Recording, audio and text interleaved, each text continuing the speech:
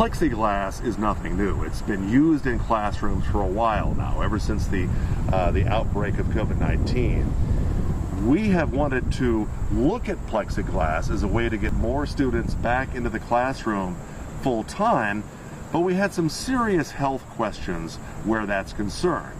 For example, we wanted to know if we put 4 students at a table, all divided by a plexiglass divider, do they have to maintain the 6 feet of social distance?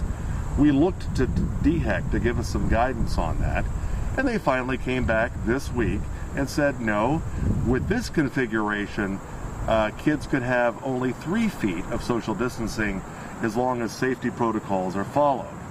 Another example, another question we had for DHEC is, what if one of the children sitting at a pod or a cluster of 4 students tests positive for COVID-19? Does that mean that the 3 other students there would have to be quarantined for 14 days?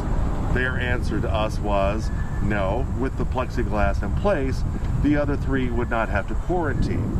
So it's little detailed examples like that we wanted answers to before we move forward with plexiglass.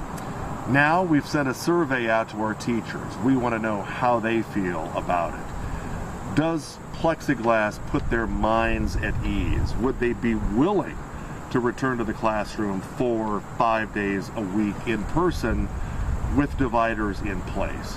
We put out the survey today. We're going to have the answers back hopefully Monday afternoon. The survey results are going to be our guiding force as to how we move forward if we move forward.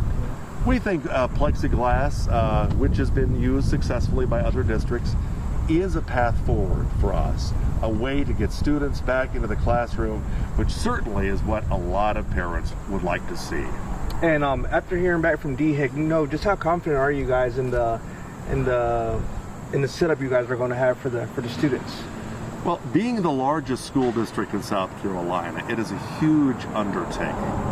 We're confident it can be done, but we just don't know what a timeline would possibly look like. We have more than 86 schools. We have other facilities to take into consideration. When we talk about the elementary level, we have buildings of different designs with different furniture.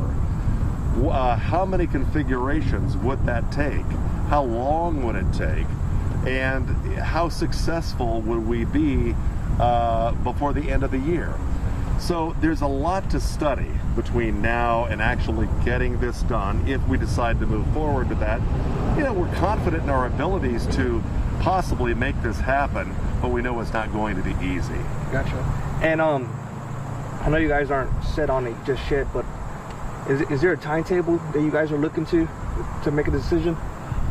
Now, the only decision right now that we can confidently make is if by Monday, when we see the survey results with teachers, if everybody's feeling pretty good about this idea, we would move forward with the planning process right away for a couple of reasons. Just to get the ball rolling so we could see plexiglass in classrooms sooner than later, but also to take advantage of the CARES Act money from the state, which would pay for the cost of plexiglass. Those funds expire December 31st, so time is of the essence to put in the request for plexiglass if we want to see that happen. So we would start almost immediately the planning process if our teachers sign off on it. Gotcha. And is there anything else you'd like to say? No, we're hopeful that plexiglass is a path forward for us.